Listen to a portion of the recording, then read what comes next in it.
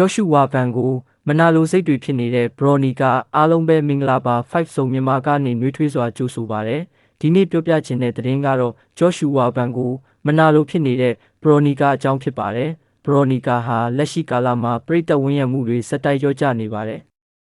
ဒီလိုအချိန်မှာချင်းဖိုက်တာ Joshua Bango ကပရိသတ်ချစ်တော်ဖြစ်နေပါတယ်အရင်တုန်းက Veronica ကိုချစ်တဲ့ပရိသတ်တွေဟာအခုတော့ဗန်မဗန်ဖြစ်သွားပါပြီဒါကြောင့် Veronica ကဘန်ကိုမကျေနပ်တယ်လို့လုပ်နေတာပါဘန်ကတော့သူ့ကိုအမရင်တယောက်လိုသဘောကျတာပါဒါပေမဲ့သူကတော့အခုလိုမနာလိုစိတ်တွေရှိနေတော့ပရိသတ်တွေကတော်တော်ကိုစိတ်ပြက်နေကြပါတယ်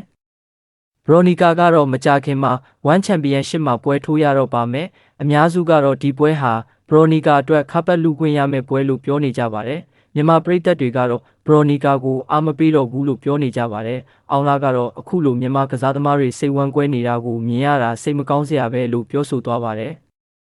မကြာခင်မှာအောင်လာကလည်းမြန်မာပြည်ပြန်လာဖို့ရှိနေပါတယ်အောင်လာဟာမြန်မာပြည်ပြန်လာရင်မြန်မာဖိုက်တာအများစုနဲ့တွေ့ဆုံပြီးပြန်လည်တင်မြတ်အောင်ကူညီပေးမယ်လို့ပြောသွားပါတယ်ဘယ်လိုတွေဖြစ်လာမလဲဆက်ကြည့်ရအောင်ပါနောက်လဲဒီလိုဖိုက်တာလောကထူးခြားတဲ့သတင်းတွေတင်ပေးမှာမလို့ဆက်ခရိုက်လုပ်ပြီးအားပေးပါအောင်နော်